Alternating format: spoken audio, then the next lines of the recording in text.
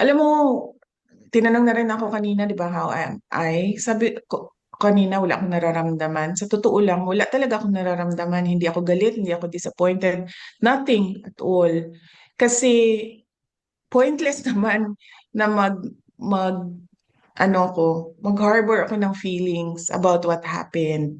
Hindi na siya maibabalik. Hindi na mababalik si Pangulong Duterte sa Pilipinas.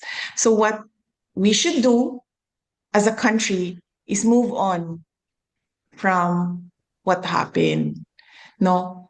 What will we do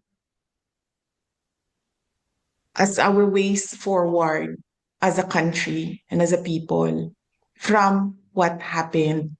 Magalit man tayo, walang papupuntahan yung galit natin. Dahil hindi naman yan sila papanagutin ng pamahalaan eh. Nakikita niyo yung mga sagot